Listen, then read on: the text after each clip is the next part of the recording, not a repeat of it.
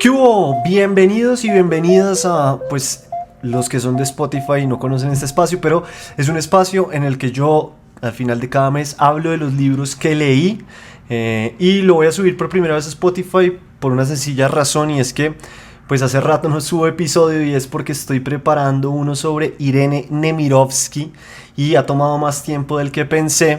Entonces, para que no piensen que ya no existe el podcast o que simplemente ando en otros menesteres, pues voy a dejarles este video también, pues, para que estén al día con algunas de mis lecturas, y si quieren conocerlas de otros meses, pues están en YouTube. Voy a ver si sigo subiendo estos videos a Spotify como si un extra, que no hagan parte como del conteo oficial de los capítulos. Si le gustan o si le interesa que los dejen en Spotify, pues coménteme y veo si lo sigo haciendo por acá. Entonces, este mes leí 5 libros, bastante variopintos me parece a mí, porque leí ensayo, leí cuentos, leí novela. Pues en realidad una novela, un ensayo, y el resto puro cuento que ya les iré contando. Entonces, sin ser más, empecemos con este recuento de lo que fue el mes de julio. El primer libro que me leí se llama Monstruos y es de Claire Dederer. Es un ensayo, sí, narrativo, un género que últimamente me gusta mucho y que gracias a Carolina Vegas, la editora, he empezado a leer más, porque ella de vez en cuando me recomienda alguno que otro libro que está bastante bueno. Y este es uno de esos casos, porque este libro está más que bueno, está excelente.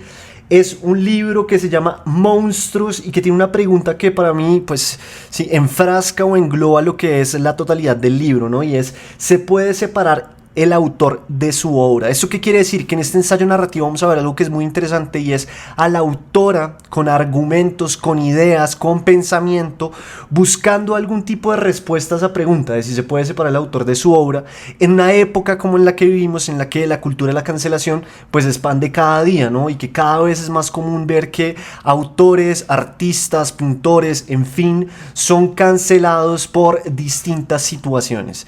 Es un libro en el que vemos, por ejemplo, la historia de Michael Jackson, también vemos la historia de Woody Allen, del mismísimo Miles Davis. También hay una historia por ahí que nos cuenta, él al parecer no, era muy violento con sus parejas, dentro de muchas otras cosas que hizo. Y lo interesante no son esas historias, porque esas historias están en internet, es decir, usted puede googlear las historias y las encontrará, sino que lo interesante también es, en esta época de la cancelación, preguntarse, y las preguntas que nos hace el texto un poco es, si nosotros somos capaces de separar la obra del autor, sí, efectivamente. Y es decir, usted puede seguir viendo las películas de Woody Allen a pesar de saber todo lo que se le acusa a él, o puede oír ese CD de jazz de Miles Davis sabiendo lo que se dice o de lo que está acusado. Lo mismo con Michael Jackson. Y entonces, pues, esas preguntas son interesantes porque hablan más desde uno, ¿no? ¿Cuál es la posición y la postura que uno tiene frente a ciertos temas morales y éticos? Porque también muchas veces lo que vemos es que esas obras también representaron hitos en las vidas de las personas. Woody Allen, por ejemplo, para mí fue uno de esos primeros cineastas que yo dije, Dios mío, este man lo que hace me parece una locura, y tengo memorias muy específicas de mi vida viendo sus películas. Pero eso significa que hoy en día yo pueda ver sus películas y sentirme igual, o no. O tal vez digo, no puedo ver las películas porque simplemente no estoy de acuerdo con lo que él hizo. En este libro no encontramos una respuesta a esa pregunta de si se puede separar al autor de su obra, porque no es la finalidad tampoco de la autora. La autora lo que quiere es invitarnos al pensamiento, a pensar esta época de la cultura de la cancelación, qué hay detrás de eso, cómo podemos también nosotros como consumidores pues sí, afrontar esta vertiente que estamos viviendo. ¿Cuál es nuestra responsabilidad también detrás de esto? Y porque tampoco está bien ver el mundo desde la orilla totalitaria, en el decir que si está cancelado entonces ya no se pueden ver sus obras. Porque eso, ¿qué significa también? ¿Qué significa frente a la humanidad que si alguien está cancelado ya no podemos oír de él, saber de él, tenemos que borrarlo de la existencia? ¿En qué lugar también deja este personaje? Es decir, no hay forma tampoco de redimirse en el mundo si uno comete un error. Y lo que vemos también de muchas maneras es que todos estamos muy cerca de ser cancelados de alguna u otra manera. Obviamente estos son casos extremos, también el de Picasso, pues porque fueron personas que en verdad hicieron cosas muy malas. Y dentro de las investigaciones también encuentra un rasgo interesante, y es que muchas veces estos genios eran a la vez monstruos. Y eran seres humanos como muy heridos que después hacían esta clase de cosas que obviamente no los exime, pero que está interesante ver también, sí, como esa tridimensionalidad de los personajes y entender qué es lo que hay detrás de todo lo que hicieron. Es un libro que, como les digo, disfruté muchísimo, me pareció muy interesante leer sobre este tema. Hay un apartado dedicado también como a lo que son las mujeres, ¿no? Como cuál es el monstruo, de qué se le acusa a las mujeres en el mundo de la cancelación. Y ese momento del libro también es muy interesante ver cómo mientras los hombres normalmente son monstruos y cancelados por parte de la sociedad porque fueron violentos con mujeres, sí, o violentaron niños, en fin. Lo que vemos con las mujeres por el otro lado es que normalmente son canceladas cuando rompen el hogar familiar. Sí, es muy curioso. Cuando las mujeres deciden dejar a un lado su familia, digamos, tienen 3 hijos y deciden dejar todo botado para irse a cumplir un sueño que tengan. Por ejemplo, ser escritora. Entonces hay un caso específico de una escritora que lo deja todo y se lleva solo un hijo y deja a los demás abandonados con su padre simplemente para irse, o no simplemente, para irse a perseguir un sueño que ella tenía, que era ser escritora, y fue una escritora muy importante. Entonces también es interesante ver cómo la definición de monstruo entre hombre y mujer empieza a variar según también pues los valores de la sociedad en lo que nos regimos. E incluso la autora cuenta una experiencia propia en la que ella pudo haber sido cancelada de muchas maneras por ciertas situaciones en las que estaba metida. Una de ellas es que el alcohol no le caía muy bien y sentía que se estaba volviendo alcohólica. Entonces es un libro que, si quiere adentrarse un poco más en esto de la cultura de la cancelación, tener un pensamiento, una perspectiva distinta, pues más que recomendado. Y lo que le digo, es un libro que es un bocado fresco en mi caso, porque leo pues sobre todo ficción. Entonces me gustó mucho Monstruos, de Claire Dederer, ya saben. El segundo libro que leí es Un Dios Severo, de David Ríos, publicado por Yarumo Libros, que es una editorial independiente muy bonita, que está sacando muy buenas cosas, entre esos también el libro de Frank Páez, que el mes pasado también tuve acá, que se llama Bajo otras luces. El caso es que este libro, Un Dios Severo, es un libro de cuentos. Lo leí porque con David tuvimos una charla, un capítulo de Spotify de Literatus, que es el último que publiqué hasta ahora. Y bueno, pues es un libro de cuentos, tiene 12 relatos, si no estoy mal, en los que vemos algo que es muy interesante hoy en día, que estamos tan acostumbrados a leer, sobre todo autoficción, ¿no? Acá lo que vemos es que hay autoficción, cómo no, pero desde el lado fantástico, y eso es muy extraño hoy en día. Se nota que David Ríos bebió mucho de Cortázar, se nota que bebió mucho también de Borges. El último cuento, que es el que yo leo en Literatus, que se llama Un Dios Severo, es un gran ejemplo de la influencia que tuvo Borges sobre David Ríos, porque lo que vemos en ese cuento es básicamente esa idea borgiana del sueño dentro del sueño dentro del sueño. Solo que acá es un personaje que empieza a leer un libro, y dentro del libro hay un personaje que lee otro libro con el mismo título, y dentro de ese libro hay un cura, pues en una abadía, pintando un cuadro que va a llevar básicamente el mismo nombre del libro, y dentro de ese cuadro vemos también un barco que está a la deriva, llegando a una isla después de que sus tierras fueron totalmente destruidas, y todo empieza a compaginarse, y pues sí, es como el sueño dentro del sueño dentro del sueño. Es un cuento muy bacano, el libro me gustó muchísimo. Con David vamos a tener un club de lectura para las personas interesadas. Inscribirse es muy fácil.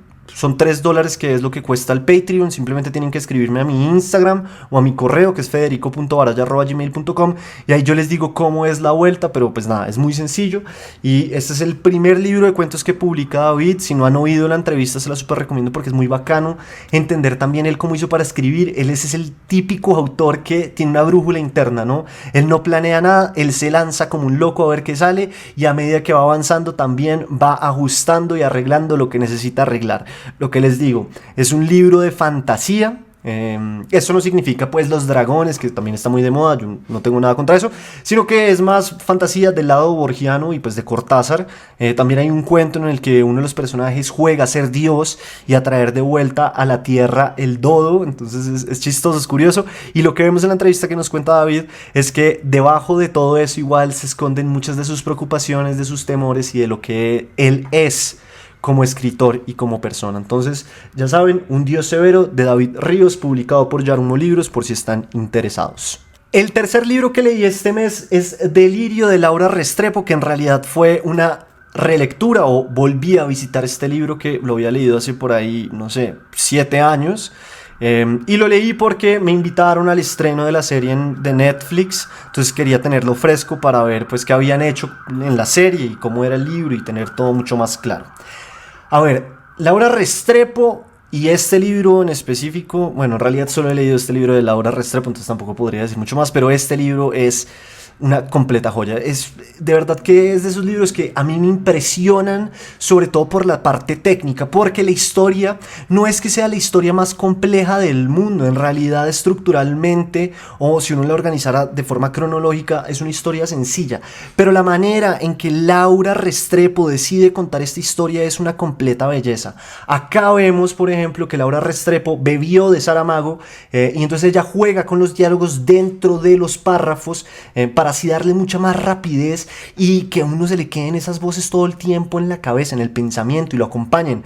Era común a mí, pues me pasaba mientras lo leía, que después salía, no sé, a tomarme una cerveza o lo que fuera y seguía oyendo la voz de la narración del libro dentro de mi pensamiento, que es una de las cosas bellas que puede lograr alguien y que Laura Restrepo lo logró con una maestría impresionante. Me gusta mucho de este libro que los motores de tensión y que hacen que la historia avance están muy bien pensados. La forma estructural en que ella organizó la historia, cómo llega este personaje que es Aguilar y se encuentra a su esposa enloquecida, ¿no? Con el delirio que llaman, y él empieza a buscar el rompecabezas que logra armar toda esa imagen completa de qué fue lo que pasó mientras él no estuvo. También es muy bonito ver las distintas voces que logra construir Laura Restrepo en este libro. O sea, lo que es Midas, por favor, cada capítulo de Midas es una completa belleza y una completa delicia. Y bueno, pues también tiene otros temas que son muy interesantes, como fue el narcotráfico y cómo toda esa plata del narcotráfico empezó a entrar dentro de la realidad bogotana, ¿no? Y de estas familias de alcurnia y cómo también esa plata empezó a mancharlos y de muchas maneras Pablo Escobar cómo se metió muchas de estas personas en su bolsillo. Entonces es un libro que además de tocar eso nos muestra otro lado interesante que es el tema de la salud mental. Pero no es la salud mental por la salud mental o como señalar la salud mental, sino que es un personaje como es el personaje principal de la novela, que tiene problemas de salud mental que ha venido heredando a través de su familia, y vemos eso a través de la novela, cómo el problema de salud mental cae de generación en generación, un poco haciendo la metáfora o el símil de también cómo esta locura en Colombia cae a través de los años. Y una de las preguntas que ella se hacía al escribir esta novela era si Bogotá y si Colombia en ese momento del narcotráfico de Pablo Escobar era, pues sí, tan peligrosa afuera, uno no podía estar en la calle, eso significaba que de puertas para adentro uno estaba seguro. Y lo que vemos en esta novela es que no necesariamente, que uno no está seguro en la casa siempre, que hay familias en que en realidad también la inseguridad empieza desde adentro, y eso también es muy bonito, es muy bello, está muy bien logrado. Entonces esta es una novela que a mí me gusta muchísimo, que fui muy feliz de revisitarla y pues que la verdad sí le recomiendo a todo el mundo. Muchas veces la gente me dice que no ha leído esta novela de Laura Restrepo y yo me sorprendo, pero bueno, es que hay demasiados libros en el mundo, entonces cualquiera puede leer lo que se le dé la gana, eso es lo de menos. El caso es que si quiere leer una novela bonita, bien hecha, con una técnica narrativa extraña, pues no extraña, pero sí distinta, un estilo que lo amarra a uno, que lo coge y lo zarandea de un lado para otro, le recomiendo Delirio de Laura Restrepo. No voy a hablar de la serie, no me interesa entrar en la serie. La serie hay que juzgarla por como un contenido aparte. ¿Por qué? Porque toman unas decisiones para bien o para mal, a las cuales yo no voy a entrar, que hacen que diste mucho de lo que es la novela. Entonces pues no quiero entrar a hablar de la serie, solo me vi ese primer capítulo, no me vi más, y ya pues ustedes podrán juzgar si la serie es buena o no. Si quieren pueden dejarme en los comentarios qué les pareció, pero eso fue Laura Restrepo con Delirio. El cuarto libro que leí es Hay días en que estamos idos, de Andrés Mauricio Muñoz. Este es un libro de cuentos. ¿Y por qué me leí este libro? También lo revisité o lo releí, lo había leído hace mucho tiempo. Básicamente porque entrevisté a Andrés Mauricio Muñoz y la entrevista viene dentro de poco a Literatus. Lo que pasa es que, como ustedes saben, o los que no saben, pues les cuento, en Literatus casi siempre intento que sea un hombre por una mujer. Entonces todavía no va a salir esa entrevista, la tengo ahí guardada. Estuvo muy bacana porque habló y contó cómo es su proceso para crear los cuentos y qué es lo que a él le gusta dentro de un cuento, qué es lo que busca. Este libro de cuentos estuvo de finalista en ese premio que ya no existe, que era el premio Gabriel García Márquez, no sé bien cómo es el nombre, pero pues fue el premio que se ganó en su momento Magela Buduán con La composición de la sal. Era un premio que duró poco, pero que fue muy importante, además porque daba muy buena plata, y este libro estuvo de finalista y lastimosamente no se lo ganó. Andrés Mauricio Muñoz en este libro nos muestra personajes, sobre todo hombres muy minúsculos, hombres que necesitan que las mujeres les resuelvan muchas cosas. En este libro hay un par de cuentos que a mí me gustan mucho, entre ellos hay uno que se llama La mata, la matica. Yo siempre recomiendo ese cuento, primero porque toca un tema que a mí me gusta mucho, que es el fútbol, pero el fútbol no es lo importante, o sea, el fútbol es lo de menos. Lo que vemos acá también son unos padres que no saben qué hacer o cómo criar a su hijo, ese miedo de cómo hago para que mi hijo crezca pues sí, para estar bien, ¿no? Para ser buena persona. Pero más allá de eso, lo importante es ver que los padres quieren es que de ellos se hable bien como padres. Y eso hace que el cuento funcione muy, muy bien. Andrés Mauricio Muñoz es muy bueno para crear tensiones útiles, narrativas que siempre tienen motores que lo hacen a uno seguir leyendo. Y sus cuentos, no todos son cortos, pero los que son cortos están muy bien logrados, y tiene un par de cuentos que están largos, pero que también están buenos. Ese día me contó que uno de los cuentos de acá, que se llama Lore, el niño se perdió, se va a convertir en una película dentro de poco. Creo que ya lo están haciendo, entonces también eso va a pasar. Pero lo que les digo, la entrevista va a estar en Spotify. Él va a hablar de estos cuentos, y bueno, hay días en que estamos idos, que también me gustó mucho. Este creo que es mi libro favorito de Andrés Mauricio Muñoz. Entonces pues si tienen ganas de leer cuentos que suceden en Bogotá, que tienen personajes que también están, como dice el título, idos, o sea, como esos días en los que uno se levanta y simplemente está en piloto automático, pues estos cuentos le pueden funcionar porque tienen mucho de eso y bueno, son muy interesantes. Y el último libro que me leí este mes no es este libro completo, sino el que va por dentro, porque estos son los cuentos completos de Roberto Bolaño. Yo ya había acá reseñado el primer libro de cuentos que me leí de él, que es Llamadas Telefónicas, y en esta segunda ocasión me leí Putas Asesinas, que pues es el siguiente libro de cuentos que está dentro de este compendio. Los que no saben, yo estoy preparando un especial sobre Roberto Bolaño, entonces por eso estoy leyendo pues gran parte de su obra, no creo que toda, pero gran parte de su obra. Ya reseñé también Los Detectives Salvajes, que fue una novela que acá dije lo que pensaba, lo que me parecía, que pues es una novela muy poderosa, coral, con muchas cosas. Entonces sigo con sus cuentos, que los estoy leyendo lentamente, porque los cuentos de Roberto Bolaño son una vaina impresionante, una vaina loca. Era un maestro, no hay nada que hacer, era un maestro de la escritura, de la técnica, de la forma, de la visión, de cómo organizaba las ideas dentro de un cuento. Él es el típico que le tira a uno todo el cuento en la primera frase, entonces le dice: tengo una buena y una mala noticia. La buena es que tal personaje, la buena es que después de la muerte hay vida, y la mala es que tal personaje, pues sí, le gusta comerse a los muertos o tener sexo con los muertos, cualquier cosa así. Y eso pareciera ser todo el cuento, porque después usted lee y el man lo que hace es que le explica esa frase, le dice: la vida después, hay vida después de la muerte por esto, y entonces el man le empieza a explicar y después le muestra cómo ese personaje también se mete dentro del cuento. Es una vaina muy, muy bonita. De acá yo recomiendo varios cuentos. El primero que recomiendo es El Ojo Silva. Es un cuento estremecedor que uno queda preguntándose, pero este man, ¿cómo escribió eso? Ese man, ¿en qué momento tuvo esta idea? Además, conceptualmente es un cuento que está muy bien logrado, que está muy bien manejado, que está bien pensado, porque, claro, se llama El Ojo Silva, que ese es como el mote que le tienen al personaje, y el personaje es fotógrafo. Y al principio nos dice que, a pesar de ser latinoamericano, nunca ha transado con la violencia. Él nunca ha sido violento, pero la vida pasa, ¿no? Y en un momento específico la vida lo lleva a ser violento. Es un cuento exquisito, muy bien logrado, lo que les digo, más que recomendado. Después tenemos un cuento que se llama Últimos Atardeceres en la Tierra. Este cuento es una cosa, es una belleza absoluta. Hay una imagen que todavía tengo en el pensamiento y que me acuerdo todo el tiempo, y es... El cuento nos habla sobre un padre y un hijo que se van a vacacionar juntos, porque no pasan mucho tiempo juntos, pero se van a vacacionar juntos, creo que a Acapulco. El caso es que en un momento el padre como que se hunde en el mar, y el hijo se asusta y se mete a buscarlo, y cuando se mete a buscarlo el padre ya va subiendo y el hijo va bajando. Es una escena, o es una imagen muy bien construida por Bolaño, muy bonita, y este es un cuento que nos muestra también como esa relación tan difícil a veces entre padre e hijo, y el estar solo, no estar solo. Hay mucho de poesía francesa francesa dentro del cuento, porque es una de las obsesiones que vamos a ver a través de todos los cuentos en este libro. Entonces, más que recomendado, se llama Últimos atardeceres en la Tierra, bellísimo. También hay otro cuento que a mí me gustó, pero también es por lo que les digo que me gusta un tema en específico, que es el fútbol, que se llama Búa. Es un cuento además que está dedicado a Villoro. Pues Bolaño y Villoro eran amigos al parecer, o se conocieron en algún momento. Creo que se conocieron en un concurso literario en el que los dos estaban participando y quedaron de finalistas en categorías distintas. Creo que Villoro en cuento y Bolaño en poesía.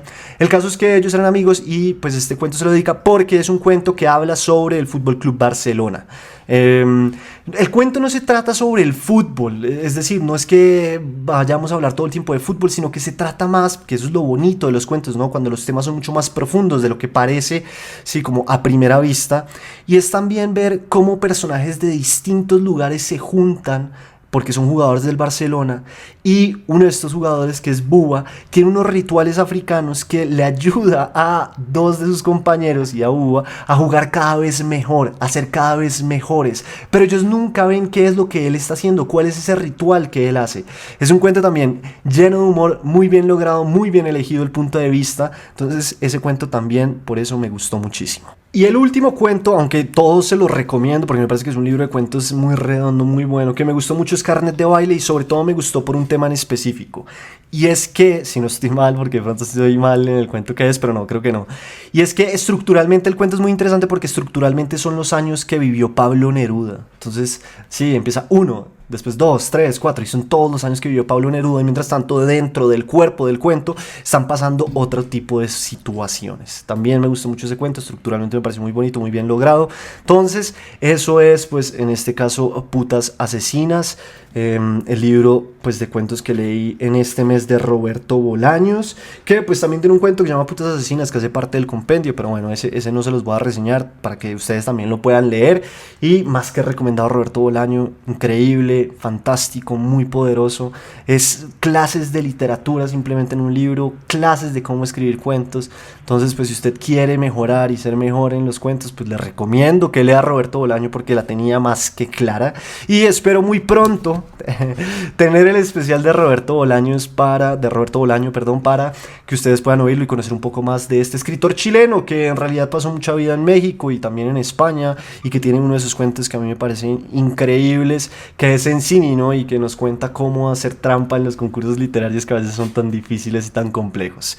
Esas fueron mis 5 lecturas de este mes. Me gustaría oírlos, conocer ustedes qué leyeron este mes, si leyeron algo, si les gustó algo, si conocen alguno de estos libros, si quieren pues comentarlo, acá súper abierto. Y lo que les digo, la gente que está en Spotify y por primera vez oye esto, ya viene otro capítulo de Literatus, que es de Irene Nemirovsky, pero pues está cocinándose.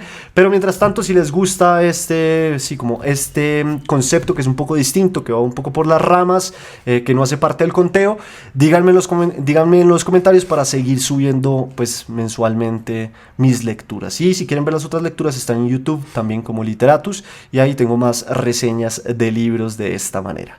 Muchas gracias, y pues en este espacio nos oímos el próximo mes con las lecturas que haya hecho.